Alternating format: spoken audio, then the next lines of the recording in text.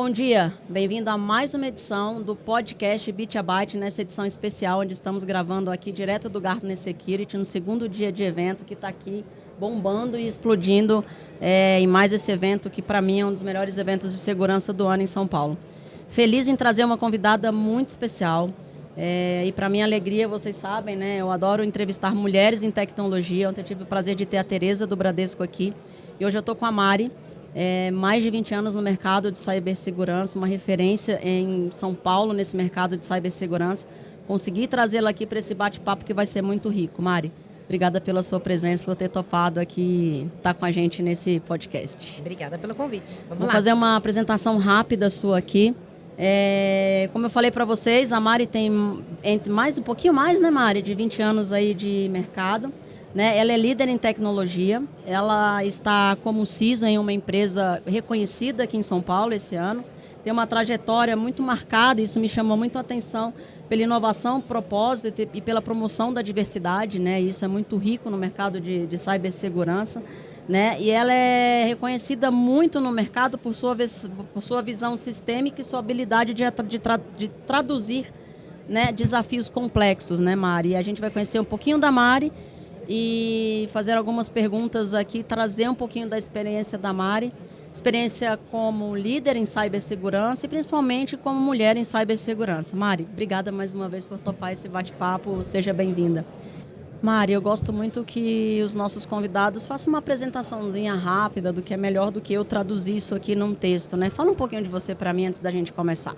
Bora lá. Bom, eu estou em tecnologia há 21 anos. Trabalhei com desenvolvimento de sistemas, depois fui para a gestão rapidamente, fazendo gerenciamento de times de sistemas, depois times de analytics, enfim, eu acho que eu me traduzo bem como uma resolvedora de problemas, né?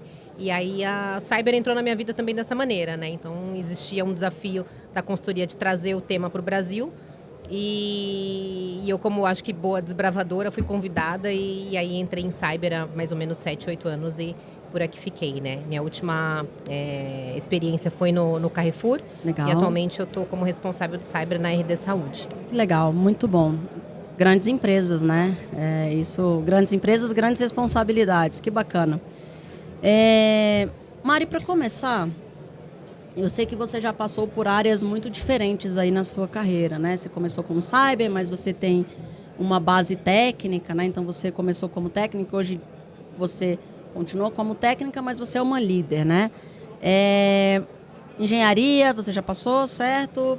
Né? E agora em parte de negócios. Qual foi o momento que mais te desafiou e que te transformou como líder, né? Qual foi esse momento nessa sua trajetória, né, que você falou de desafios ali, que te desafiou e te tornou essa líder que você é hoje, né? Teve um momento marcante na sua carreira, na sua trajetória?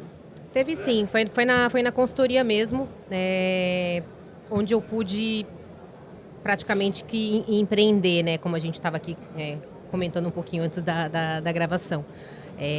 Eu entrei na consultoria para cuidar de projetos de tecnologia, não necessariamente cyber. Uhum. E aí, nesse momento, veio um boom, veio uma necessidade de um cliente ali de tratar temas como relacionados a analytics.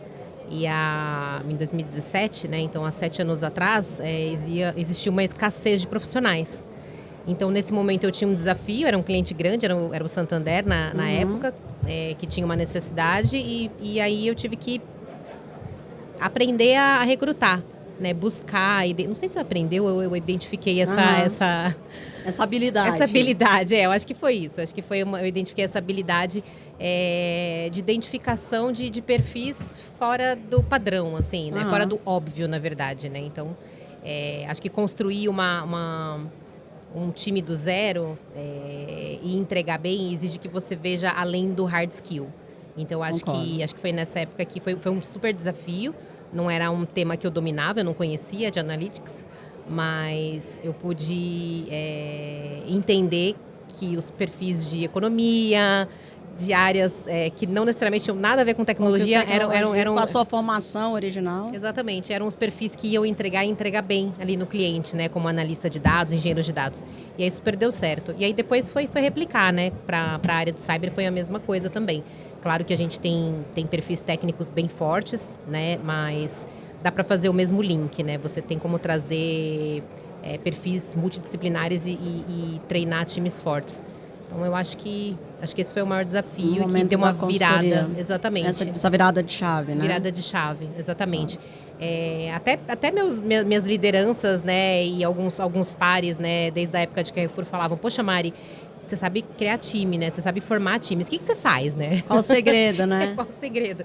Eu acho que é essa habilidade de identificar esse perfil fora do óbvio, sabe? Que legal, legal. E isso é uma coisa que eu acho que é um diferencial no mercado, sabe, Mari? Não é todo líder que você vê que ele consegue identificar, né? Um pouquinho antes a gente estava falando da própria consultoria e que como, depois da sua saída, como as contratações acabaram ali não sendo tão eficientes como você fez, né? Então, Sim. definitivamente, uma pessoa que não consegue escolher uma boa equipe, isso pode prejudicar, obviamente, a empresa como um todo, né? Então, isso é muito legal. Parabéns. Não é todo mundo que tem esse perfil. Eu falei aqui um pouquinho antes, Mari, né? Da coisa que você trabalha, né? Muito focado nessa questão dessa sua voz ativa em diversidade, né? Então, você sendo uma voz dessa, ativa em diversidade, sendo uma mulher como um CISO, né? Numa grande empresa, como você citou, que práticas ou iniciativas realmente fazem diferença dentro de uma empresa, olhando para essa parte de diversidade, né? Então, você comentou que você tem esse olhar ali para o outro, para o diferente. Mas essa coisa da diversidade, da contratação de mulheres em cyber, isso é uma coisa que tem se falado talvez um pouco mais agora. Como é que você acha que prática ou iniciativa que você faz ou que a empresa que você faz realmente aplica, ou você acha, puxa, Cássia, eu tenho essa luta e a empresa não aplica, né? Mas o que você acha que realmente pode fazer a diferença? A empresa onde eu atuo atualmente aplica isso, né? Então, infelizmente é uma realidade, a gente tem que ter metas e eu acho que isso serve para que a inclusão aconteça. Até que um momento ela se torne natural. É um desafio e aí eu posso até dizer que eu entendo um pouco as outras lideranças. É um desafio recrutar para tecnologia, é um desafio e meio recrutar para cyber. Então, realmente, você tem que querer e se esforçar para fazer a diversidade acontecer, né? Para ter ação. Eu sou um exemplo disso, né? Então, o meu diretor, quando ele me levou, né, para a RD, ele colocou um desafio, ele contratou, né? Nem utilizou o RH da empresa na época, ele contratou uma empresa e ele falou, eu quero uma mulher. Legal, legal. Leve o tempo que levar, vocês vão me trazer uma mulher. Então, eu achei super legal da parte dele. E hoje, a gente tem que tentar equilibrar o tempo, a urgência, com a disponibilidade de mulheres no mercado. Então, eu acho que ainda é um desafio. Bem colocado. Tem que ser persistente. Eu acho que hoje está ficando mais fácil, porque mais mulheres estão entrando. Porque antes também a gente tinha uma dificuldade de ter poucas mulheres. Você vai na faculdade. Eu, quando fiz faculdade, lá alguns aninhos atrás... Não vamos falar muito de tempo, não, porque a gente acaba entregando aqui, mas vamos mudar de assunto. É engraçado. Depois a gente fala disso, porque depois. No começo da carreira a gente adora ficar somando anos, né? 7 anos, 8 anos, 9, 10 anos. Aí chega uma hora que você fala, nossa, 20. 20, né? Diminuir, eu com 27, dá pra diminuir. Eu quase 20. Dei uma palestra ontem e aí alguns exemplos que eu dei foi assim, quando você ia em banco, quando o cartão de crédito, e aí eu vi umas carinhas assim, foi muito legal. Talvez você lembre disso, eu lembro que, sei lá, 98, 99... O cartão de crédito não tinha essas maquininhas tão espalhadas como tinha hoje na maioria dos comércios. Então, era uma maquininha com papel carbono que você colocava o cartão e fazia isso daqui na maquininha, que ele era o seu comprovante de pagamento. Você mandava aquele bolo de papel no final do mês para a operadora do cartão de crédito.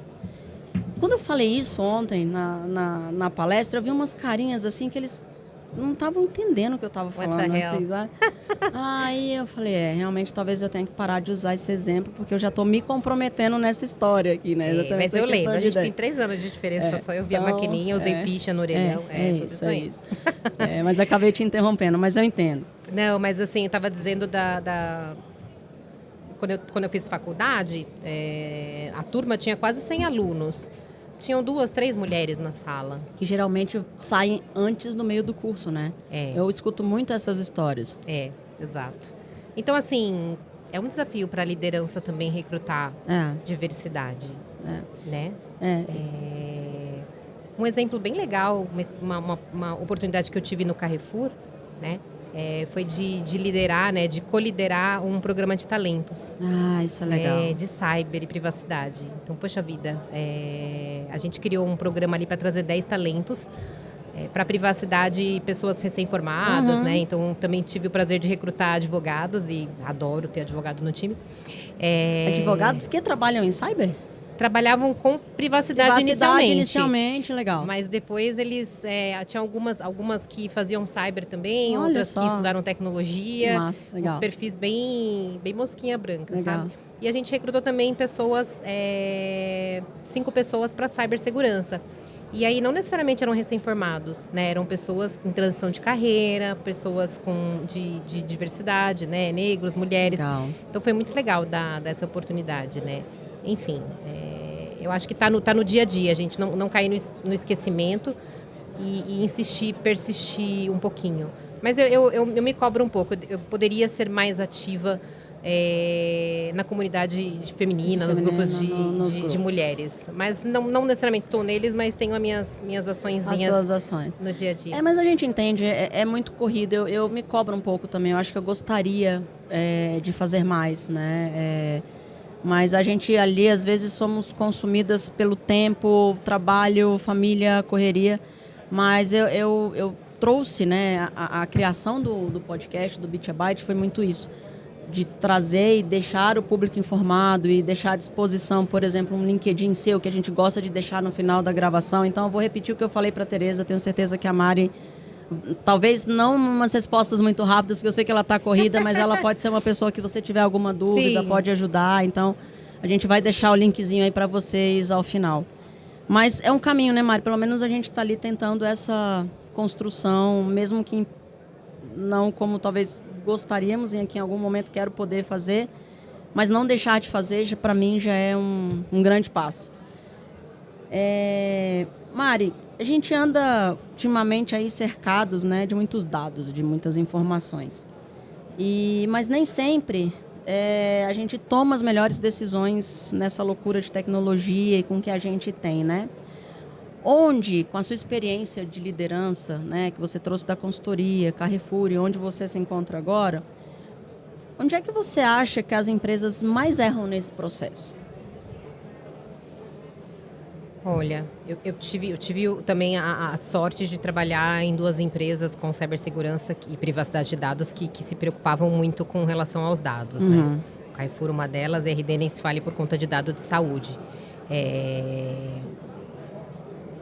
Assim, onde eu vejo que as empresas erram é tentar fazer as coisas sem o conhecimento do negócio, do cliente. Do cliente. Eu acho que é do cliente, né? Porque, assim, querendo ou não, de 2020 para cá, a gente tem uma lei que protege. Sim, né? sim. Então, se você trata o dado ali, pensando no by design, na privacidade by default, não tem erro, né? Mas se foge disso, e aí tem alguns temas delicados para se tratar, aí eu acho que é complexo.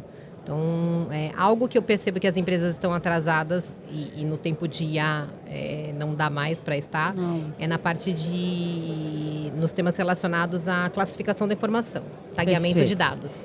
Então, antes, o Analytics já era complicado. Você conseguir fazer uma governança do que estava sendo feito com dado, né, para processamento massivo já era difícil.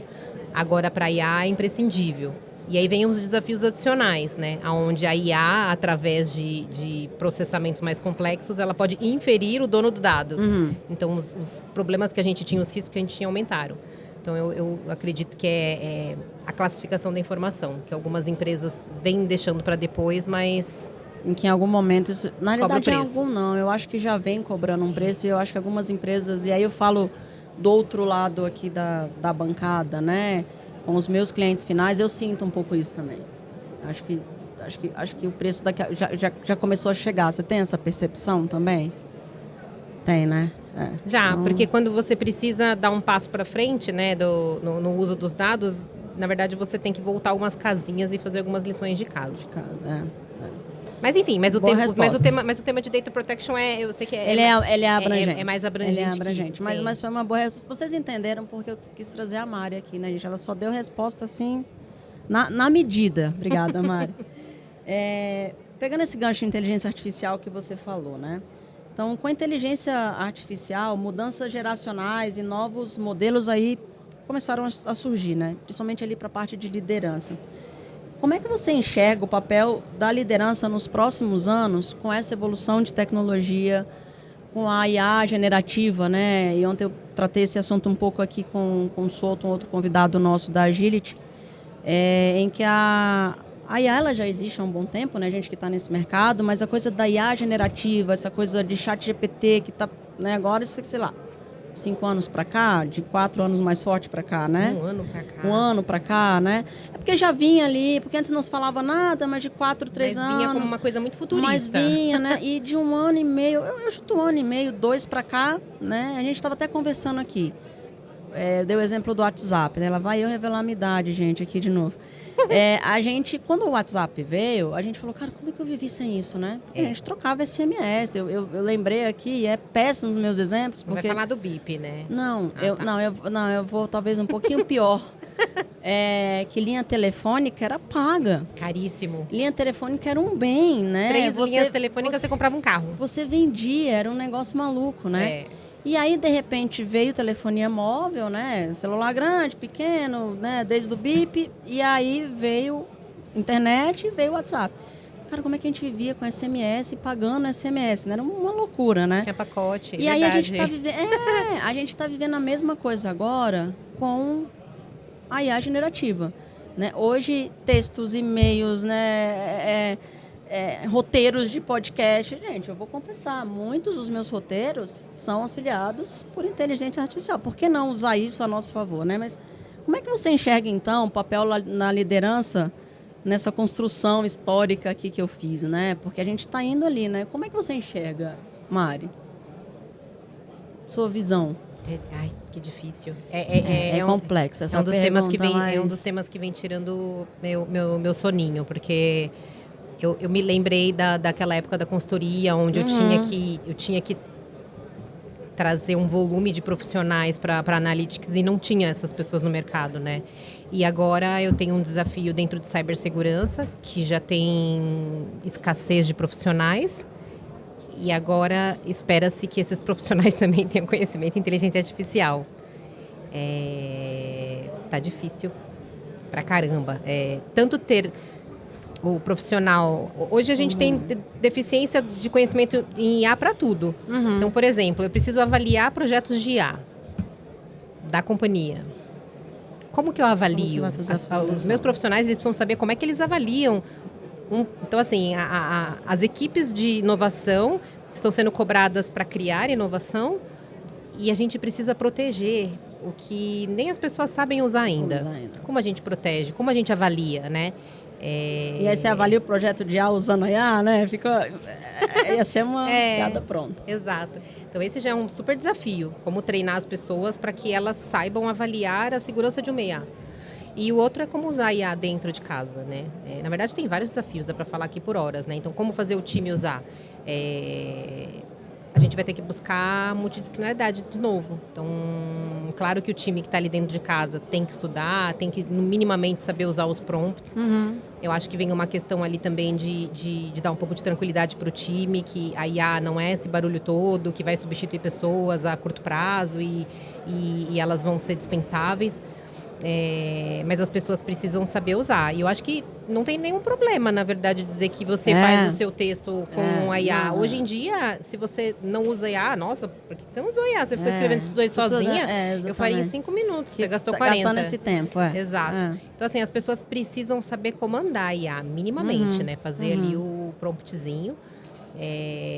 Mas assim, eu não tenho uma resposta fácil pro desafio. Eu tô pensando aí que tipo de profissionais que dá para trazer. Eu acho que são desenvolvedores, acho que a gente vai ter que trazer mais devs ali para dentro da cibersegurança, mais pessoas de analytics para dentro da cibersegurança, para que elas nos apoiem ali, os engenheiros de software nessas e questões, tudo mais. Nessas análises. O uso da IA dentro da cyber. Agora, o restante, eu tenho que voltar depois com mais respostas. Vocês ouviram, né? Ela vai dever um podcast pra gente nesse momento. Eu Tô adoro estudando convidados que ficam devendo um podcast pra mim. Eu adoro, porque aí ela não tem como dizer, não, olha, Mari, agendei pra data tal, tá? Então... Me dá 3 meses, eu respondo o que você quiser. Voltaremos sobre isso. Ainda sobre inteligência artificial, é uma pergunta que tem um pouquinho a ver com essa resposta que você me trouxe, mas talvez valha um complemento, né? Que tem um gancho com o que eu falei da história aqui do telefone. Então, a inteligência artificial, ela traz uma mudança geracional, né? Então, isso é um impacto para a gente que está no mercado ali há mais tempo, né? Mas em cyber a gente consegue acompanhar isso, porque a gente está sempre estudando e evoluindo, mas tem uma questão geracional, né? De contratação, de formação de time, com essa questão de nova tecnologia, de IA, como controlar, né? E aí, a pergunta para você é assim, como é que você vê com essa mudança rápida, né, nessa evolução de tecnologia, falando de IA, essa nova geração que vem vindo, né, que é uma geração que tem se discutido muito aí, que é uma geração muito diferente da minha ou da sua, por exemplo. Como é que você enxerga o papel da liderança, né, da sua liderança, nos próximos anos? Né? Pegando esse gancho aí do geracional, com a evolução da IA. Você acha que vai se manter? Você acha que o líder vai ter que ter uma outra cabeça e vai ter que acompanhar essa geração? O que você pensa? Assim? Você acha que vai ser mais fácil a Mari daqui 10 anos... num papel de liderança, ou vai ser mais fácil? Você acha que você vai trabalhar menos? Você acha que um líder vai trabalhar menos ou vai trabalhar mais? Você consegue, você que está, né, nesse papel de liderança aí já pelo menos aí uns 12, 15 anos, que eu fiz uma conta rápida aqui na cabeça, você acha que isso vai dificultar, vai facilitar? Como é que você vê a Mari daqui 7 anos, 8 anos, seguindo essa linha de raciocínio? 10 anos eu não sei, mas agora a curto prazo eu acho que complica. O líder Mari? De cibersegurança complica. Primeiro por conta dos temas que eu falei anteriormente, então as empresas elas estão cobrando a implementação rápida, massiva, ganho de eficiência, inovação, então tem toda essa cobrança, e aí cyber tem que se adequar rapidamente para que faça uso da IA dentro de casa, saiba como proteger a IA, saiba como avaliar a IA. Então, assim, é muita coisa ao mesmo tempo, muita responsabilidade dentro do time de cyber, né? Para a liderança de cyber, né? Dar uma resposta rápida. E eu acho que, conversando com colegas aqui, eu percebi que eu falei, poxa, será que eu tô atrasada? E aí, depende, Mari, né? Me falaram ontem, eu conversando com o Romero ontem, né? Do Itaú, e ele falou, depende, Mari, atrasada... com base em quem? Quem está na frente? Então, assim... Uma boa contrarresposta dele, né? Falei, poxa vida, é verdade, né? Então, falando com os parceiros, estamos bem.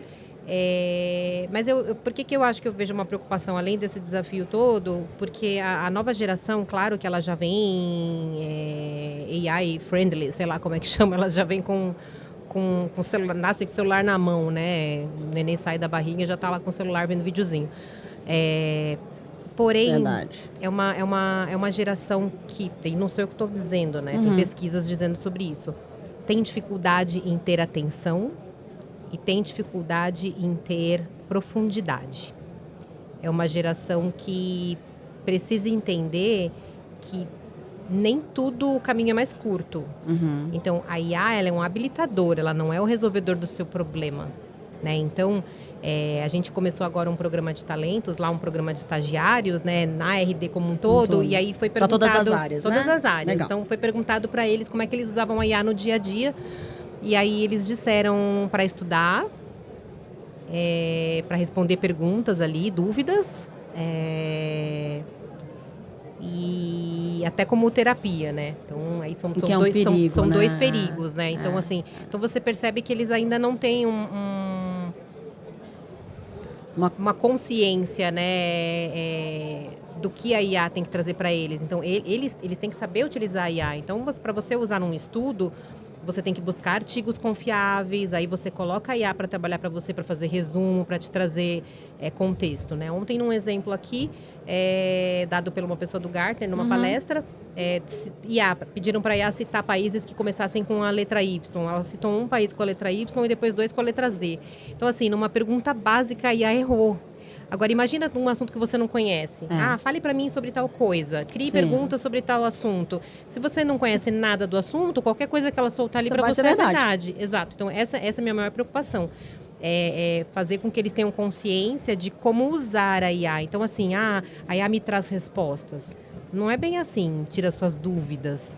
Não é bem assim, né? Ela é treinada para... Ela tem erros ainda, ela tem modelo, ela tem aprendizado. Então, acho que esse é o maior desafio. É as pessoas começarem a utilizar, mas não ter esse preciosismo de validação, de moderação de conteúdo, sabe? Isso, e eu acho que você falou uma coisa que é muito importante, que eu percebo isso também. Acho que a IA, nesse caso, nesse seu exemplo, bem colocado até, eu acho que ela tem que vir como um facilitador. Mas assim, poxa, eu quero escrever um artigo sobre, sei lá, DLP. Mas eu quero crer que essa pessoa que está perguntando isso sabe o que é um DLP, sabe qual que é a aplicabilidade de uma solução dessa dentro da companhia e ter pelo menos uma referência, né? E eu concordo 100% com você, que às vezes simplesmente coloca e acontece, tá? Tem gente no mercado de cyber que está ali e acha que a IA vem tudo e às vezes eu tive numa reunião recente, isso acontece, tá? Num líder de uma empresa e eu nessa área de tecnologia, estou em cyber agora, mas eu já passei por infra, já passei por dev e aí na empresa que temos em Brasília, a gente tem uma parte grande de infra, né? E aí fui para uma reunião com um secretário, na época de governo lá, e a gente falando de infra, eu falei a palavra GBIC.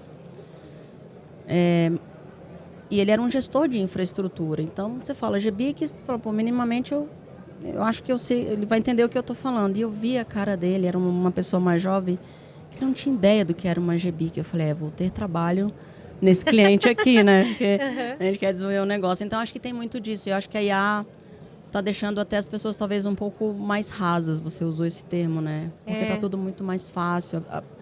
As conversas hoje com essa geração, e aí, tanto em cyber quanto em outras áreas, você vê que a gente não consegue, né? Vou repetir as suas palavras, uma profundidade, um diálogo, porque está tudo à mão, né?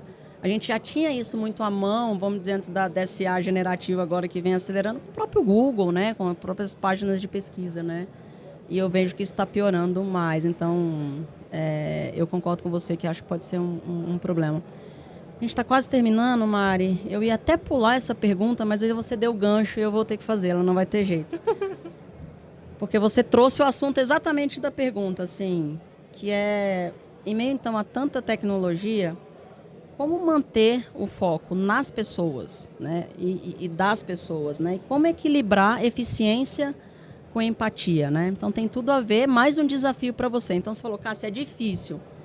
E eu sei porque, né, à frente da NV7 eu tenho desafios diferentes, né, do seu, eu estou do lado de cada bancada, mas como é que você faz como gestora, e essa bela gestora que você tem se mostrado, de escolher uma boa equipe, de estruturar, de conseguir manter, como é que você faz com o seu time hoje, experiência da Mari, manter o foco, eficiência com empatia, teve um pouco disso ontem na minha palestra. Como é que a Mari hoje faz isso? Eu sei que é um outro desafio, Mari. Eu estou te colocando aqui numa saia justa, mas assim, eu só trago gente boa para cá, então...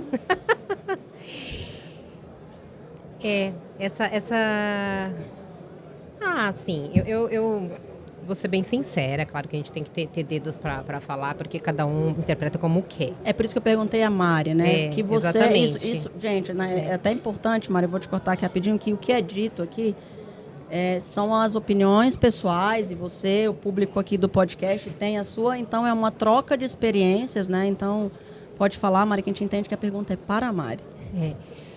Eu acho que nós temos que ter empatia sempre, sempre. Mas ela tem que ter mão dupla.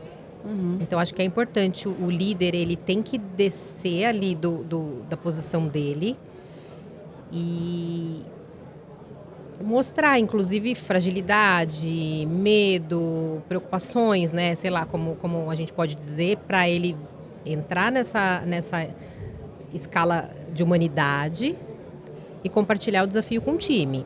Então, eu acho que a IA é mais uma das inovações. A gente vem falando de cloud há anos, a gente vem falando de outras inovações, seja em cyber ou não. Então, assim, a gente precisa ter eficiência, não tem jeito. A empresa cobra, as empresas cobram. A gente precisa ter eficiência.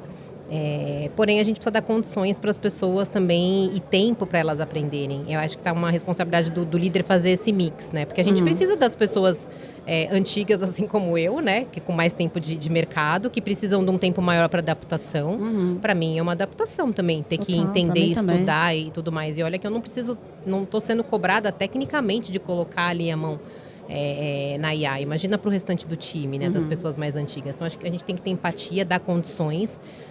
Mas a gente também tem que trazer para as pessoas que a gente tem uma nova situação. Então, precisa ter também o retorno delas, de entender que esse é um problema da companhia, da Mari como líder, para ser resolvido. Então, preciso que tenha esse trabalho do lado do time para que a gente esteja adequado e que a gente esteja, como eu posso dizer, atualizado, né? Cyber, por si só, tecnologia, são áreas que nos cobram, né, que a gente esteja atualizado.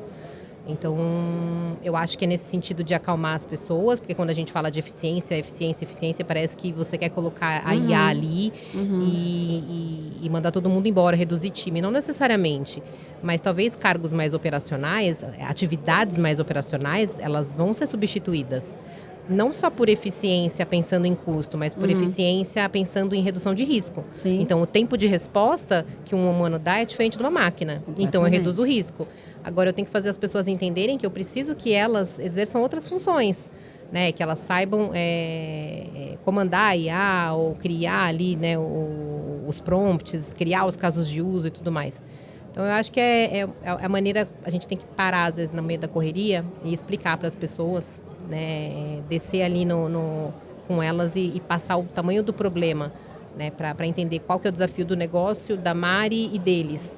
E aí a gente vai trazer gente jovem que vai ser, né, como a gente falou, AI já na veia, e a gente vai fazendo essa mescla. Mas eu não ouço as pessoas falarem da empatia vindo do contrário. A empatia sempre vem da liderança, né? Mas e o que o líder tem que entregar? É só um funcionário a mais com um desafio diferente de cada um do time, sabe? Eu acho que a gente tem que parar de achar o líder assim como alguém ali em cima que não sofre, que não tem desafios, que não tem pressão. E o líder mostrar que ele está junto ali com o time. Você acha que, aí você vai entender essa pergunta, você acha que você divide hoje, a Mari como líder, você divide, eu acho que foi isso que eu entendi na sua resposta, você se considera uma líder que divide a responsabilidade com o seu time e explica o porquê da importância de algumas coisas para o time? Sim, eu acredito que sim, mas até na minha própria fala aqui, falando da humanização da Mari, eu acho que é um exercício que eu ando praticando pouco. Tá. Eu sei que o líder ele tem que ser uma figura forte, destemida, que vai na frente e tudo bem. Mas em alguns momentos, sim, a gente precisa, para criar conexão, a gente precisa mostrar que os medos, os receios são os mesmos. Independente da tarefa que a gente executa ou da responsabilidade que a gente tem. Mas sim, porque eu sempre fui questionadora desde novinha. Eu queria saber o porquê. O que impactar lá lá em cima na cadeia alimentar ali da companhia? O que eu estava fazendo, por mais pequenininho, por menorzinho que fosse na minha atividade, o que estava fazendo de diferente, né? Tipo, o que a empresa ganha com o que eu estou fazendo? Então, eu acho que, como me motivava, eu acho que faz sentido para as pessoas saberem, sabe? Bom, por que eu fiz essa pergunta? Eu comentei muito com vocês aqui ontem sobre a minha palestra, que eu ministrei aqui no Gartner, ao vivo ontem também.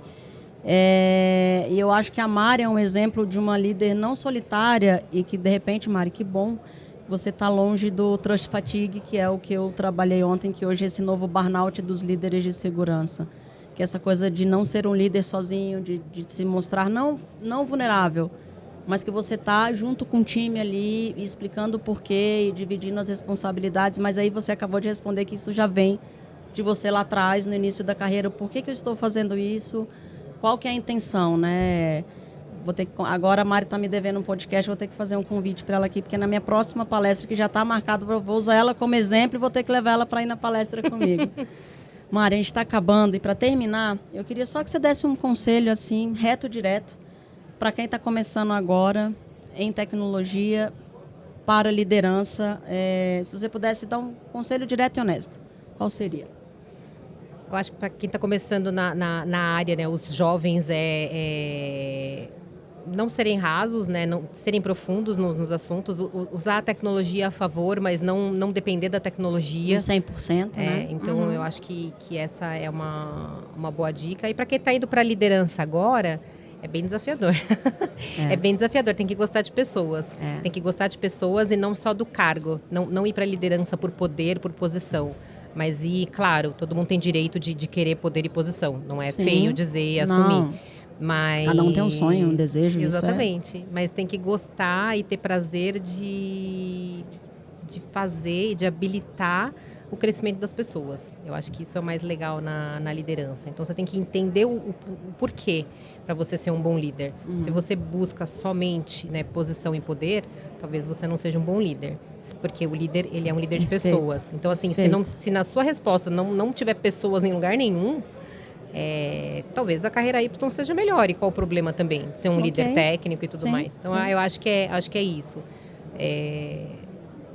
Porque a gente vê que ainda a carreira em Y não é uma realidade em muitas empresas. E as pessoas muitas vezes são forçadas a irem para cargos de liderança porque é a única maneira de subir, de ter um aumento salarial. Isso é bem ruim. Acho que faria um recado até para as empresas. Acho que vale. Então, os vale. empresários aí, né? Fica a dica para que tem.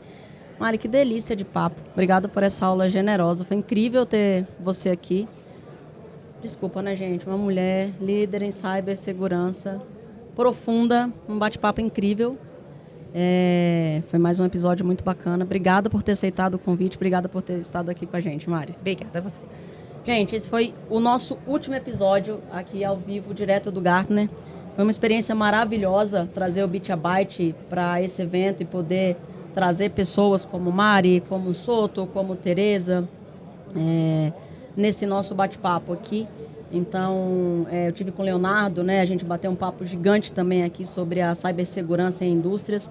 Então, vocês terão bons conteúdos aí e vão aproveitar desses conteúdos. Obrigada. A gente volta no próximo podcast Bit a Byte. Até a próxima.